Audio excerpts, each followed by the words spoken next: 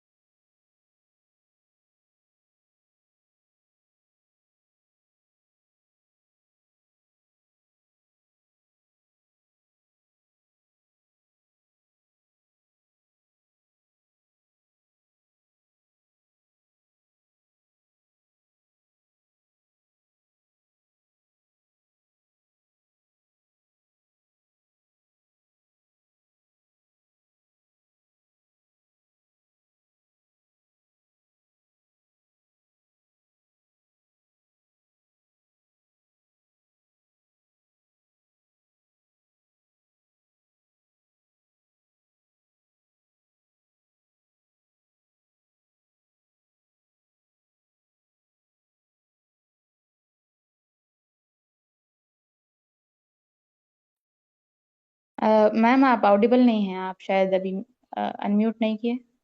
Oh, sorry. Assalamu alaikum warahmatullahi wabarakatuh. Jazakallah khair for the introduction, or let me begin with the topic immediately. Supporting mothers in building healthier family habits. जैसे कि अभी ये topic है mother's को support करना in healthy family habits. So, me being a lactation specialist, doula, and unschooling mother of 3, as a lactation specialist, मैं mothers को fertility में, breastfeeding में और postpartum pregnancy में support करती हूँ. तो in this way, in the general form, I will be also talking about how we can support mothers in building healthier family habits. Although the whole structure is framed on के पूरा collective effort के तरफ से ही we can achieve a certain goal and a certain result. But इसमें mothers being the center of the family, 24/7 वो बच्चों के साथ रहते हैं, and they are the ones who are actually planning the daily schedule, going by the daily routines, modifying the routines. तो उसमें mothers को कैसे support कर सकते हैं to build healthier family habits. ये topic होगा आज का. तो let's first define preventive health. आजकल जो डेफिनेशन है ट्रीटमेंट्स क्योर प्रिवेंशन, तो we all know that prevention is better than cure. तो I will not just define what is health, क्योंकि health is a very broad term under which prevention comes, cure comes, treatment comes, therapies come. तो it's a very broad term. तो अभी we begin with preventive health. What do we mean by preventive health? When we speak about health today, most conversations begin only when something goes wrong. A diagnosis, hospital visit, sudden emergency. So, this is the only thing that we speak about when we talk about health. But health does not actually begin there. Health begins quietly, daily, and often invisibly, just like how it begins inside our homes, in our kitchens, in our sleep routines, and our stress levels, most importantly, from the very beginning of life. This session is about shifting our lens from reacting to illness to consciously building health, not just for individuals, but for entire families and future generations.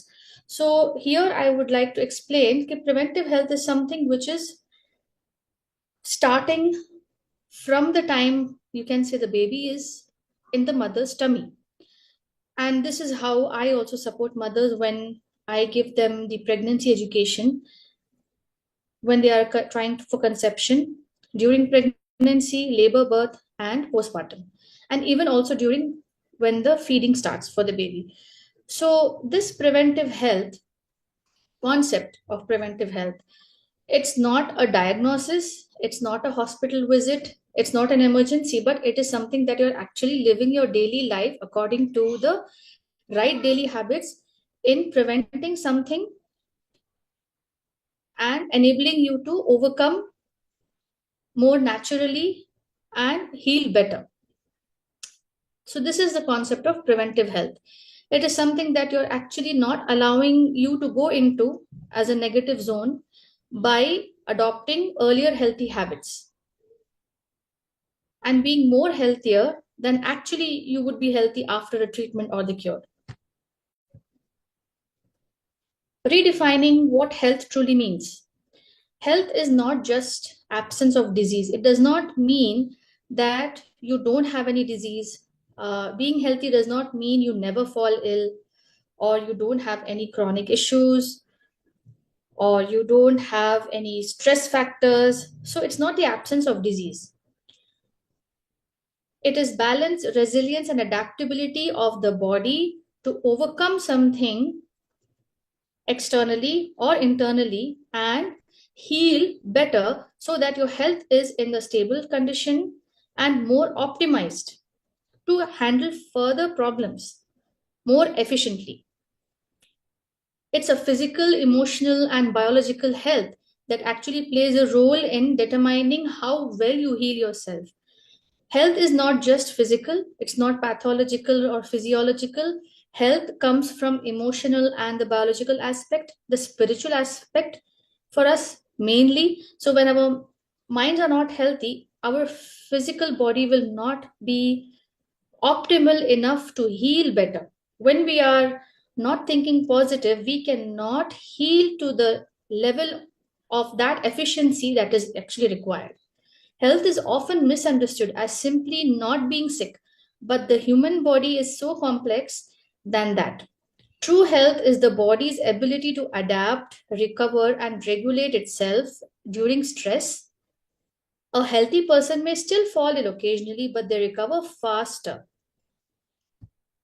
And emotionally, also they recover faster, they cope better, and return to balance more easily. This resilience does not come from medicines alone. It is built slowly through lifestyle, nutrition, emotional safety, and biological support, starting very early in life. So this is also it's prevention. When you are taking care of your physical, emotional, biological, spiritual aspects, you are actually training your mind and your body to recover faster, to recover more efficiently, and return to that balance more easily. And that makes the body more resilient for future issues. So, why family health is the core? Why not the environmental health? Why not the individual health? Why don't we consider that? Family is the first healthcare system. Children absorb environments because they are born in that environment of what the family is living in. Patterns repeat across generations. This point I would like to stress further on in my next slides is because the family, children, and pattern, these three keywords. Family is the environment for the child. What environment the child is born in, how the child is being exposed to, the kind of lifestyle, the kind of emotions, the kind of spirituality also the child is exposed to. So it's completely the child is absorbing the environment, and that forms a pattern. Now, when the child grows up, the same kind of pattern the child is following from whatever environments the child is exposed to. So this repeats across generations. Before a child even encounters the doctor, school, or society, they experience health through their family. The food they eat, the emotional tone of the household, how stress is handled, how rest is prioritized. All of this shapes their nervous system, immunity, and metabolism. Even the metabolism depends on how you think.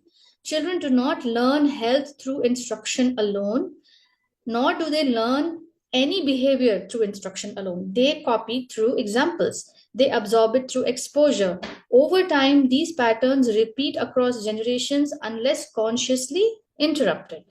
So, children are the core of the family health system where we are focusing and we are building a further generation that is following a particular pattern that the child is exposed to within the family system.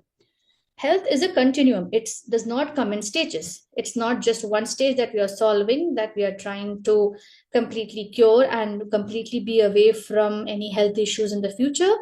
Health begins at fertility, it carries on during pregnancy and birth.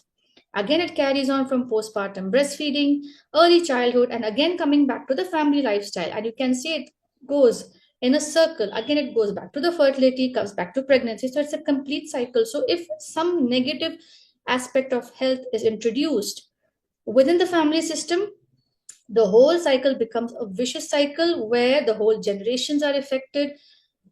One small mistake can lead to a very big health issue in the future. Like, for example, being a lactation specialist, I would stress even one bottle of formula can impact the whole generation's gut health when that baby grows up to be a father or the mother. And because of the gut system and the microbiome that they have been exposed to, they are passing on the same gut microbiomes to their later generation. If there is, I don't think if you know about this, the gut microbiome of the grandmother influences the gut microbiome of their grandchild. When the mother is pregnant, when the daughter of the grandmother is pregnant, she carries the microbiome of her mother. And that influences the baby she is actually having, the health of the baby she's actually having. If we have heard in India, we say, okay, when the grandmother has had all normal births, even the mother will have. So it carries on. That part of the generation carries on. The mother is actually the carrier of basically the gut system, the gut health for the baby, and how well she is treated, how well she is exposed to, how well she is educated enough to carry on with the health factor during this time of fertility, pregnancy, and birth. It makes a very big difference for her child and very big difference for the family system, provided that she is supported by her spouse and the family around her, which will impact her health and the baby's health positively in a very, very large way. We often treat fertility, pregnancy, birth, postpartum, and childhood as separate chapters, but in reality, they are just one continuous story. Nutritional deficiencies, stress factors, gut imbalance before conception affect the pregnancy in a very negative way. Pregnancy experiences influence birth. Trauma in pregnancy does influence the microbiome, does influence the mother negatively because of stress, and it in turn influences the breast milk that she's carrying, and the baby is affected negatively. Birth influences breastfeeding. Breastfeeding shapes the infant gut health, and it again carries on. It's a cycle. And early gut health influences immunity, digestion, and emotional regulation. Nothing exists in isolation. And I would like to say, okay, every family health system is not an isolated effort of any individual in the family. It's not an isolated effort of just by not going to a doctor or just by including, you can say, one factor of healthy foods. It is also depends on where and how you're cooking your food, what are the ingredients you're using, what are the chemicals, even outside of the food sources that you're getting exposed to, like the bathroom chemicals. You have chemicals even within the cloth system, you have chemicals that you ingest in the air. So everywhere you have to look around as to what you're breathing, what you're drinking, what you're eating, how well you behave, what is in your mental health, what is your spiritual health.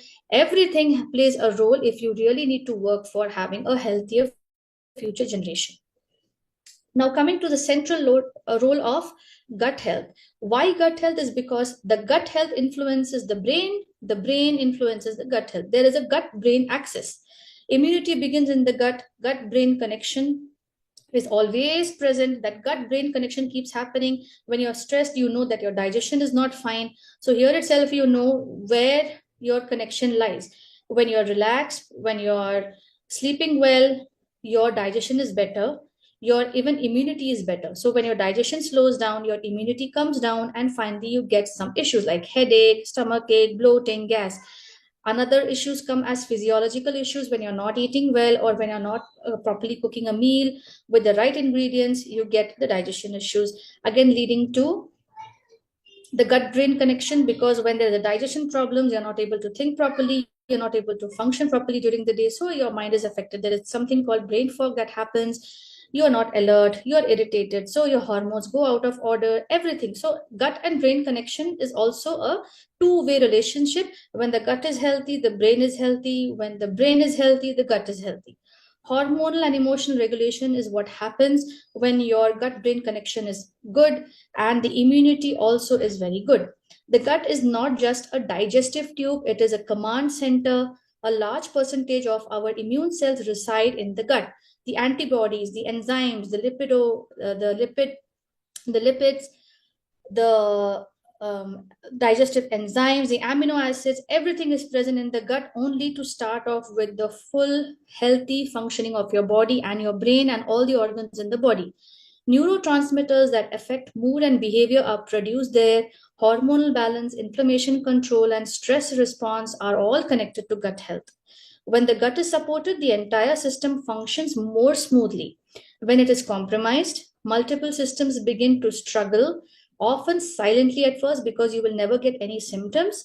For many weeks or months or even sometimes years, you don't have any symptoms when you're not actually focusing on what your body is trying to tell you. So you need to listen to your body, you need to listen to your digestive system. When you actually start getting in the idea that something is wrong, like maybe you're getting a series of burps, you're getting a lot of gas, then there is some problem in your body. It's not just a normal bloating issue. For any issues, there is some pain in part of your hand when you're moving somewhere. It's not just some part of a pain that is just getting solved. You need to find out the root cause. When you find out the root cause and the role of the gut health there, what you had eaten earlier, whether you have slept well or not, whether you had taken stress, whether you had overworked, all of these factors, when you take into consideration, these things are actually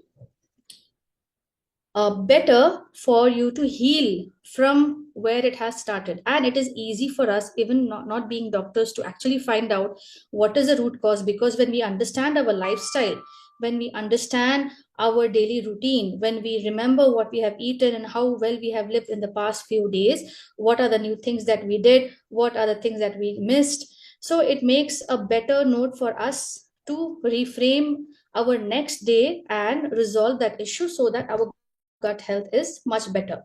So gut health begins before birth. It does not happen just by itself on a particular day. It depends on maternal nutrition. It depends on the stress hormones, the pregnancy environment. Gut health does not start when a baby eats food. It begins in the womb. A mother's diet, her stress levels, her sleep, and even her emotional environment influence how a baby's gut and immune system develop. Chronic stress during pregnancy alters hormonal signals. Nutrient poor diets reduce biological reserves, and that is why you will find that many mothers who are pregnant are deficient to actually give the baby the right source of nutrition, and they have to take in that deficiency resolution to resolve those issues and get a good pregnancy so that they can give birth in a normal way, in a healthier way, and also have a healthy baby. These factors quietly shape how resilient or vulnerable a child's system will be after birth. So, if the mother is having stress during pregnancy or even fertility, it impacts the quality of her embryo. If she's facing stress or if she's not having proper nutrition, she's exposed to environmental toxins, her health, her gut is affected, and if her gut is affected, her baby's health is affected. Eventually, even when the baby is born, just not by the weight the baby's health is considered. The baby might be normal weight, but the issues the baby will start having during feeding, post feeding, during different climate changes, it will show that the baby is not immune to certain situations. So if the mother itself is being taken care of and she can take care of her diet, stress levels even before she plans a pregnancy, it will largely have a positive effect on the baby and herself and even her whole family as a whole, because the body system is changing, the whole family system has changed for the betterment of the future generation. So when she's making a change, supported by her husband for having a better generation, the whole family environment is going to change for the better, and the whole family habit system is going to eventually change. And the baby will be more healthier, the baby will grow up to be a healthy child, and eventually that baby will carry on the good habits and the good teachings of the parents in their life. Coming to birth feeding and early microbial seeding, I wanted to introduce this microbial seeding, where exactly it starts from, and why the gut health matters from fertility. Birth experience matters, breastfeeding as a biological communication for the baby and the mother, because when the mother is stressed, even though she's having healthy food, if she is stressed, the breast milk biological composition changes and it affects the baby. The baby will be immediately stressed. Early feeding practices matter a lot, especially if the mother has given birth in a C section or even in a normal setting. But the baby is taken away from her, it affects the baby's health, it affects the feeding, it affects the mother's health, and eventually it also affects the gut health of both because they both are stressed. Birth is a biological handover. It introduces the baby to the outside world and begins microbial colonization. So when the baby is born, normally, then the colonization of the baby is directly with the mother, because the baby is placed on the mother's chest to feed. Now, if the baby is born in a C section, the baby's body and the microbiome is colonized by the hospital settings of the doctor, of the nurses, and all the people around them. It's all the environment the baby is coming into directly without being colonized by the mother's body fluid itself. So, here, the breastfeeding, when it continues this process, it's providing not just nutrition but immune signals, enzymes, and protective factors that guide gut development. Early feeding choices either strengthen the foundation or disrupt it. These early months are once in a lifetime window that is called actually the golden hour after birth, because that golden hour is going to decide how well the baby is going to thrive and survive in different atmospheres, in different settings, and have a good immunity. That is why it is called the golden hour after birth, where the baby is supposed to be only with the mother and to feed and successfully have a good journey with the mother alongside when the mother is back home. So these early months are once in a lifetime window for the biological programming for the baby and the future generation. So here, generational gut health patterns pass silently. You will not know how the gut health is coming up and down, or how is it changing within the baby system or the mother system. Stress and diet imprint the biology because they carry forward towards generations. Yes, change is possible. Many families see repeating patterns. If you notice in your own family, you will see digestive issues, allergies, metabolic. Allergies are actually termed as saying that it's just an allergy and you just need to have some allergy tablet to go away. But allergies are actually leaky gut syndrome. Metabolic problems, emotional dysregulation, all of these are actually carried forward because of the gut health of your previous generations that you're actually carrying unknowingly right now. But when you go to the root cause and resolve it, it is possible, and the change is possible. It is not reversible, and it has not been imprinted in your DNA for these chronic issues to be coming over and over again. And you are able to make a change by making small changes within yourself, in your environment, in your food habits, in your daily routine, in your stress factors, in your sleep factors. This is not a coincidence. Biology remembers. But this is not about blaming all of you, it is about awareness. So once we understand that patterns are transferable, we also realize that they are changeable. One generation can become the point where the cycle shifts, and this could be our own generation. So, daily lifestyle inputs that shape health. Food quality and timing shapes your health. Sleep and circadian rhythm shapes your health, and emotional safety at home. These are the revolutionary factors that actually shape your health to the better. Health is shaped more by daily inputs than occasional events. You have to make a daily effort for changing your health. You can't just change one thing at one single time and expect a result. What time meals are eaten, whether sleep is protected, how conflicts are handled at home. Marital relationships play a very important role in how well you are actually bringing this change to the better for your family, for your kids, and even for yourself and your partner. These are powerful biological signals that are actually sent in your brain and gut axis, which reframes and rejuvenates the whole body system. A body constantly exposed to stress, irregular meals, and poor sleep shifts into survival mode. Over time, this affects digestion, immunity, hormones, and emotional stability. And we know that where there are marital issues going on, we will not find members of the family over there being so healthy. They have, it's actually also goes into binge eating, it goes into sweet cravings, because your body is being deprived of certain things when you are stressed. So you will want to relax yourself by eating what your mind and body wants at during that time. So when we start slowing down in our fast-paced life and trying to resolve those issues at the root level, these things are going to be solved to a maximum extent, and it becomes a part of our second nature, where we are able to make a good change for the future generation. Some of the early signals that the body gives are when we are stressed or when we also have not eaten the right kind of food are digestive discomfort, poor recovery pattern, frequent illnesses. For every change in climate, it's not necessary that we have to fall ill.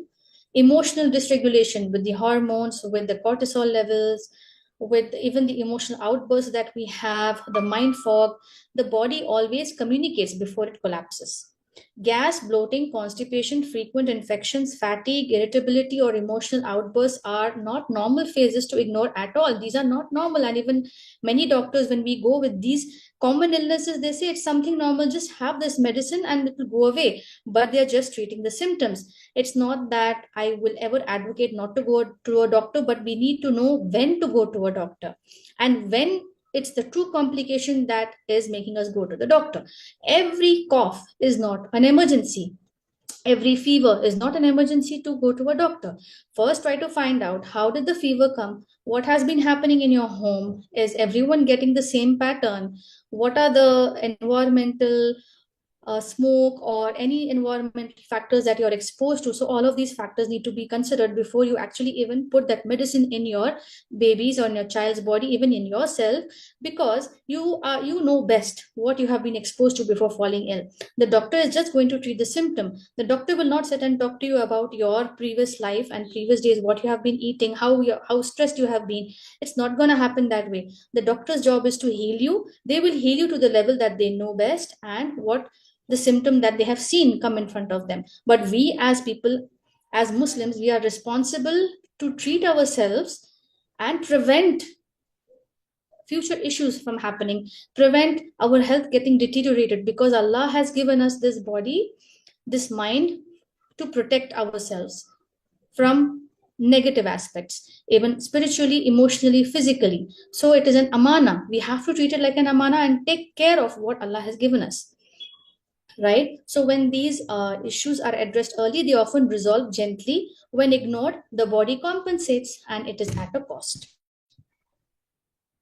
So when the signals are ignored, compensation leads to imbalance. By just treating the symptoms, you are not balancing your body. You're just trying to remove some part of the dirt that has been there, and it's still sticky, but the dirt can come again. So you need to remove the cause of the stickiness, right? So from functional issues to disease, higher interventions can be later. So for example, if you're just, again, when you're just removing the dirt from top and you're not seeing why the dirt has entered on that table, it's still sticky, you need to remove that sticky area, right? You need to know what that sticky area is. But if you just keep removing the dirt will keep coming again, and maybe it'll become more sticky when you're just brushing it off with your finger. More dirt will stick, it'll become more black. So you need to remove the cause of it. When early signals are dismissed, the body adapts to unhealthy ways, digestion weakens, immunity becomes reactive, inflammation increases. What began as functional imbalance slowly progresses into a chronic disease. This is where the chronic disease come up, when you have not resolved initially what has been actually happening inside and the root cause is not addressed. At this stage, interventions become stronger because they are going to treat the symptom over symptom over symptom is going to be treated over and over again. And you will find that your doses of your medicines have increased. At this stage, when interventions become stronger, they become more invasive and more expensive, physically and emotionally. So here, I would just say that this healthcare model that we have around us, it's a crisis-based healthcare model. It's a reactive approach. It is symptom-focused, and it is a late entry. It's not the initial entry at as every cough will not send you to an emergency. Modern healthcare excels at emergencies, and we are grateful for that, but it is largely crisis-based. It steps in when disease is already present, but we are trying to prevent ourselves from getting the disease by adopting healthy habits. This model does not replace the need for preventive care. In fact, relying only on crisis care is like repairing a roof only after it collapses. So, how do we do this? How do these small changes become long term health impact? We have sustainable habits, just like how I said about detoxing your environment, detoxing your even relationships, detoxing your spiritual health, almost everything around you. Consistency over perfection. Don't try to do everything perfectly, but try to do at least one thing consistently, even if it is very small. Health compounds. What are the kinds of health factors that you're considering to change a part in your family? For example, if it is replacing some Teflon coating with iron base, then start off with that, but be consistent with that. Increasing immunity over actually trying to treat the symptom. Increasing immunity will have a long term impact on resolving future problems, future diseases, because when you're treating the symptoms, you're actually suppressing the immune system to treat the symptom. Emotional stability matters a lot when we are connected to Allah subhanahu wa ta'ala, when we are studying our religion, when we read the seerah of the Prophet Muhammad sallallahu alaihi wasallam. That is itself a very positive factor where we can learn what trials and tribulations he went through and how he dealt with them, so we become stronger emotionally. Tawakkul in Allah, reliance on Allah, all of these factors are going to bring us emotional stability. Learning about our duties as a wife, learning about duties as the mother, and as the, you can say, the neck of the household, where the leader is the husband. He's the driver, but you're the manager of the house. You're the shepherd of your house. He's the shepherd of his people under him. You're the shepherd of the people under you. So as a mother, you being emotionally stable is only going to actually help the family resolve further issues and even the present issues. How much ever stable we have people around us, but when we are not emotionally stable, because we are the ones raising the kids and feeding the baby from day one and building their immune system by our own uh, feeding and by our own milk, that is going to shape how they think.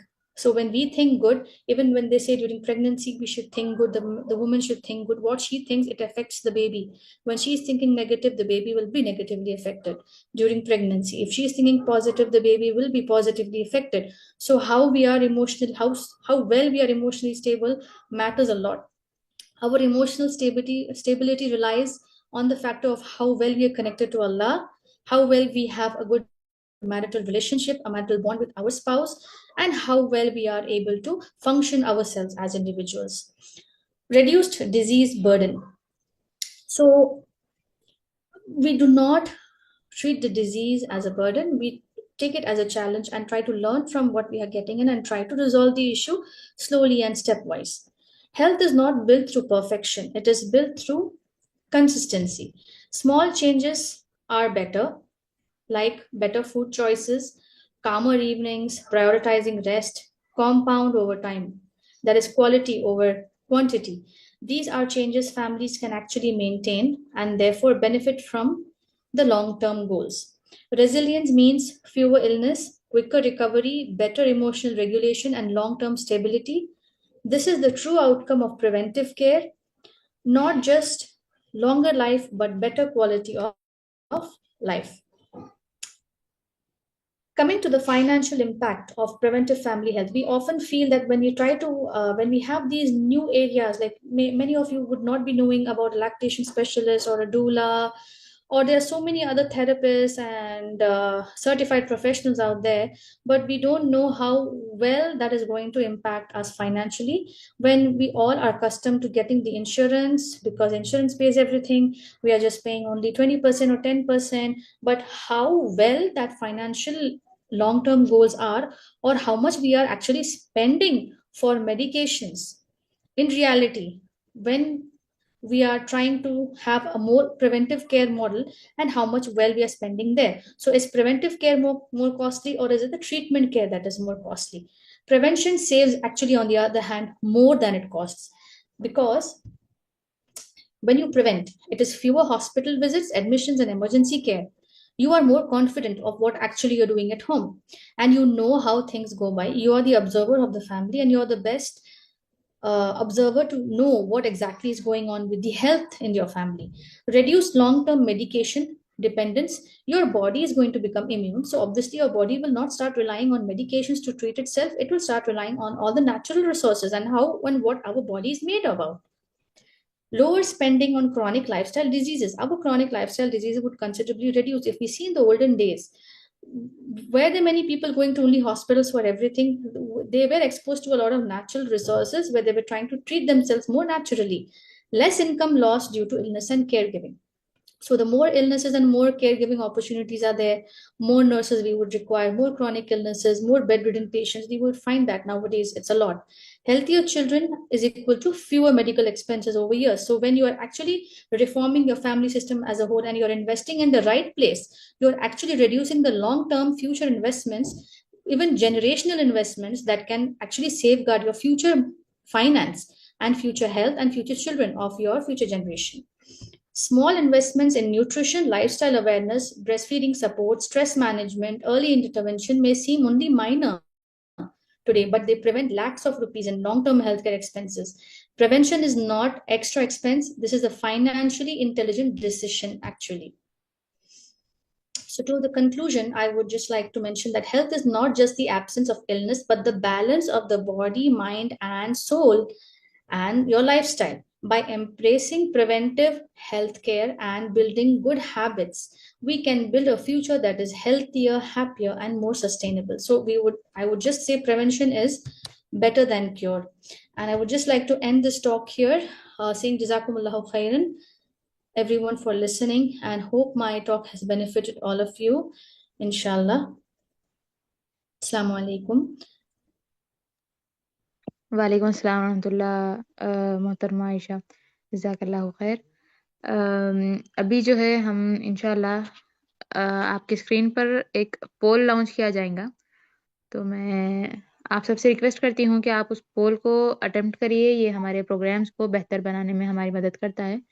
Meanwhile आप जब attempt कर लें, chat box में अपने questions drop करिए, इंशाल्लाह speakers को answer करेंगे इंशाल्लाह।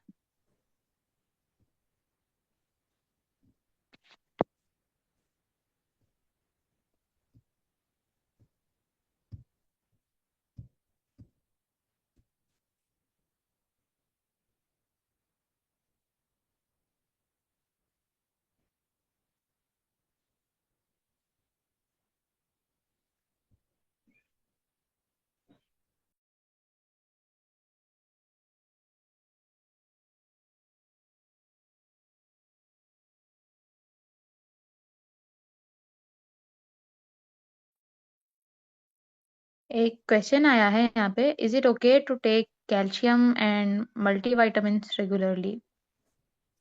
Okay. It is okay to take calcium. It is okay to take calcium if there's a calcium deficiency. But if there is no calcium deficiency, or if it is just on the borderline, then it is only better that you substitute with food. Multivitamins, I would not say regularly, because multivitamins can actually alter the absorption of other vitamins that is actually coming in contact with the multivitamins. So you have to take the deficiency which you are largely deficient in, for example, calcium, iron. So separately, you need to take them from sometimes at different timings of the day.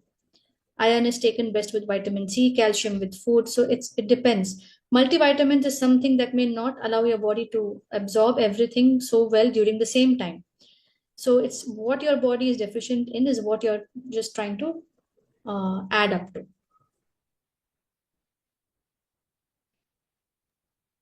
जी, जज़ाकल्लाह खैर। जी। इसके अलावा अगर audience के पास कोई question है तो आप ड्रॉप करिए। एक 2 to 3 मिनट्स और वेट करेंगे हम इंशाल्लाह।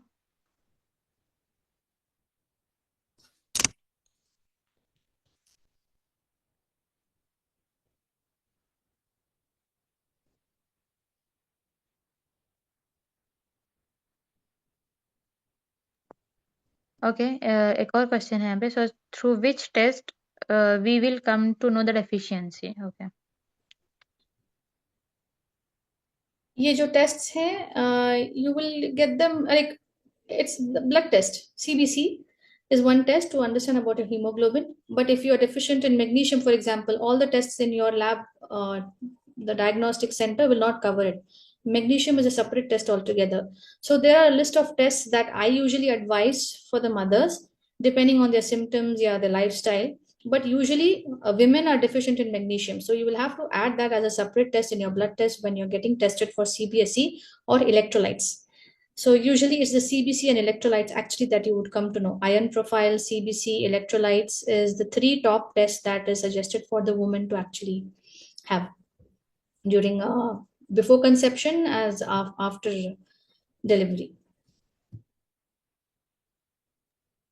Okay, जज़ाकल्लाह खैर. एक और क्वेश्चन है, how to improve gut health. I just spoke that in the talk. Okay, it's all the gut health depends on your mental state, stress levels, what you eat, what you put into your mouth, how well you sleep, your daily routine, your body's circadian rhythm, your sleep schedule, your emotional health, and your spiritual health. Everything actually affects the gut health. But scientifically, gut health is affected by the seeding of the microorganisms that the baby has when it's born, and the fermented foods will improve the gut health, like dahi, yogurt, dosa, the fermented rice cakes we call it. So dosa, idli. So these are the vinegar, the sour foods, they improve the gut health because they have good probiotics. So gut health is basically having good probiotics in your body, and prebiotics like garlic, banana, these are good prebiotics, honey, water. So this is physiologically.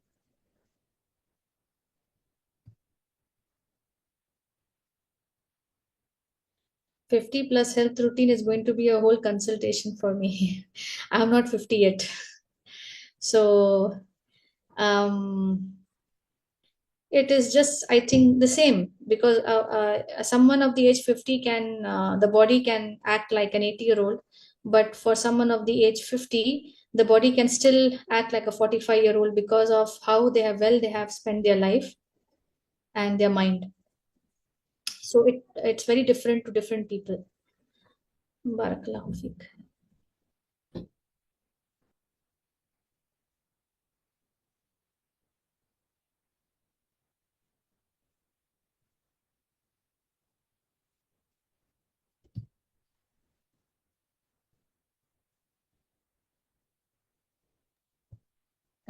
जी, जज़ाकल्लाह खैर. कोई और question है audience के पास तो हम एक और मिनट वेट कर लेंगे. उसके बाद फिर हम जो है सेशन को वाइंड अप कर लेंगे इंशाल्लाह. What is the mind body influence? Mind body influence is the gut and brain influence. Like if your mind is healthy, your body is healthy, because how much healthy you eat, your body will not be healthy if you are thinking negative about that food. वो खाना असर ही नहीं करेगा.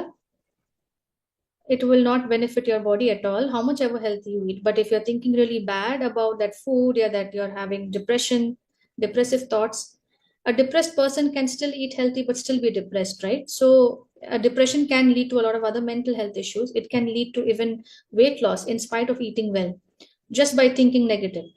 So that alters the composition of the body. So that's how, even if when your mind is healthy, you're thinking good, but you're feeding your body with junk, you can't think the junk food is so healthy for me that I can be healthy, I will be immune to all problems, I will not fall ill. You will still fall ill because you're putting in junk. That's how it has to be. There has to be a balance with the mind body system. So this is how you keep your mind body influencing each other.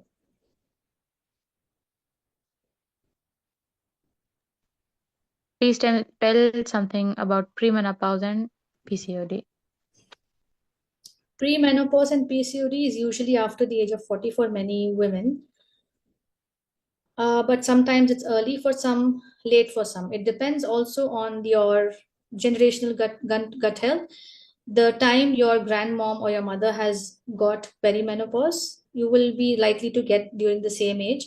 It can also depend on the environmental factors that you're exposed to currently. Like, for example, if you are having a lot of hormonal issues currently, you might have earlier perimenopause if you're not active, if you're not even mentally stable or healthy, facing a lot of stress. It all these factors come into play for reaching perimenopause. Your deficiencies will play a role, basically. So your deficiencies come because of stress and unhealthy food and the environmental toxins. So if you're detoxing your body from all of these three things, you can delay perimenopause, you can improve on the symptoms of perimenopause, and balance your hormones. So always the hormones have to be balanced. PCOD is also imbalance of hormones. It is all temporary. PCOD is basically temporary. There is something called a temporary and primary and a secondary PCOD. Primary PCOD is basically something that you will not find ovulation happening regularly or the eggs not releasing properly even during ovulation. But for secondary PCOD, it is because of the endocrine disruptors, because of the environmental factors around you, that everything is happening fine in your body, but it is not happening on time. Or if it is happening, it is happening with great difficulty. You might have a lot of pains before your periods, and you will have a lot of health issues, symptoms before or during PCOD. It is all because of the environmental toxins. So it has to be actually taken, your health as your historical assessment has to be taken before understanding perimenopause and PCOD. But all of these can be stabilized with hormone balance, and hormone balance is again treating the deficiencies always. How do you treat the deficiencies is again by balancing your stress hormones, your lifestyle, your mental capacity, your thinking abilities, your relationships around you, your spiritual health. It's not only just treating one factor. Nothing by one factor is going to treat anything. That we have to remember. We often rely only on one thing and expect a result for everything around us, but we cannot. And that's not how the world works. It has to work in a group, right? The earth is also revolving, and then only we are able to see when the sun is moving, when the moon is moving around us, we are able to see the day and night. It's not just one thing. So we have to know about how our bodies are also going to function. It's all the mind, body, and soul that plays into action even parallelly. So premenopause and PCOD are a part of life, but PCOD is mostly because of the external influences, the environmental toxins that we are exposed to, what we eat in Teflon coatings, the junk, the refined oils. All of these lead to PCOD.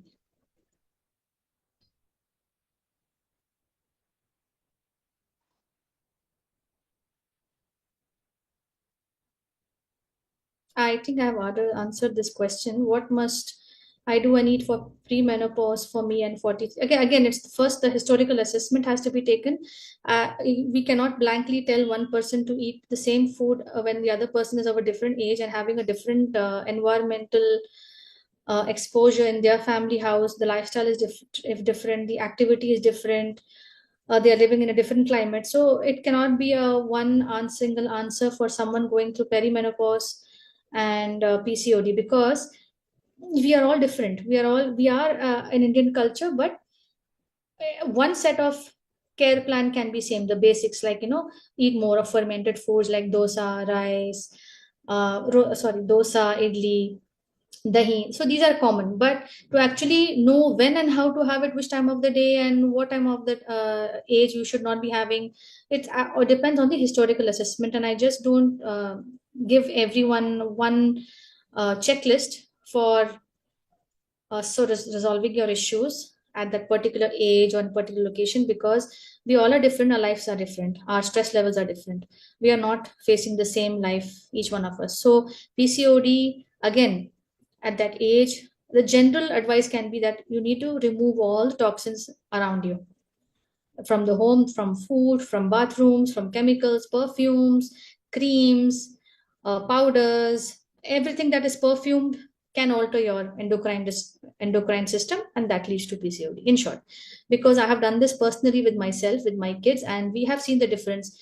Where normally, when kids are even growing up and they're exposed to different toxins, they end up with eczema. And Alhamdulillah, my kids didn't get that. Usually, it happens with many other factors. So we are able to save at least someone small change is a very big result for us. So that matters. Okay, ma'am, Jazakallah khair. Do you offer consultation? अगर कोई details है तो आप chat box में डाल दीजिए, तो audience जी, उसको उससे फायदा उठा सकते हैं. Right, okay. Appointments,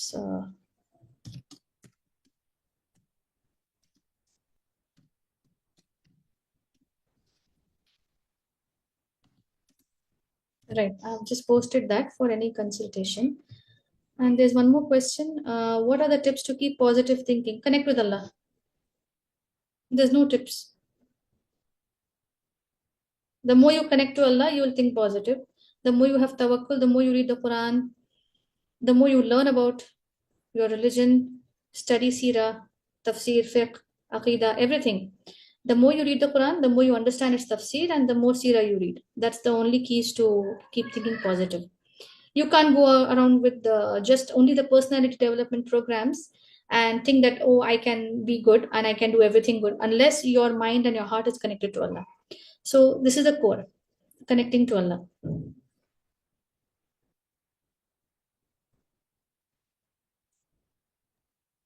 okay ma'am, जज़ाकल्लाह खैर. आई गेस ऑडियंस के तरफ से और मज़ीद क्वेश्चंस नहीं है, तो इंशाल्लाह हम जो है सेशन को वाइंड अप करेंगे यहाँ पे. और जो लोग न्यू हैं उनके लिए मैं बता दूं कि AMLC अब्दुल मनान लाइफ कोच काफ़ी सालों से रिकंस्ट्रक्शन ऑफ सोसाइटी के कामों में सरगर्म है. हमारे एवरी वीक कंटेम्पररी टॉपिक्स पे सेशंस होते हैं. बेहतरीन टॉपिक्स पे हमने सेशंस कंडक्ट किए हैं. रिकॉर्डेड सेशंस यूट्यूब पे आपको अवेलेबल मिलेंगे. आप चाहें तो आप जो है चेकआउट कर सकते हैं. हमसे जुड़ने के लिए चैट बॉक्स में अभी आपको एक लिंक नज़र आएंगी. एक्टिवली आपको व्हाट्सएप से हमारे अपडेट्स मिलते हैं, तो आप हमारा व्हाट्सएप ग्रुप ज्वाइन कर लीजिए. यूट्यूब पे रिकॉर्डेड सेशन से आप वो सुन सकते हैं इंशाल्लाह. वंस अगेन जजाकल्ला खैर टू मोहतरमा आयशा अबरार. आपने जो है बहुत ही बेहतरीन अंदाज में सेशन कंडक्ट किया और बहुत ही क्लियर वेज में आपने जो है टॉपिक को रखा. अल्लाह ताला आपको इसका खूब खूब अजर दे, हम सब के लिए अमल करना आसान करे. आमीन. मजलिस की दुआ पढ़ लीजिए. सुब्हानल्लाहि व बिहम्दिही सुब्हानकल्लाहुम्मा व बिहम्दिका नशहदु अल्ला इलाहा इल्ला अंता नस्तगफिरुका व नतूबु इलैक. जज़ाकल्लाहु खैरा. अस्सलामु अलैकुम.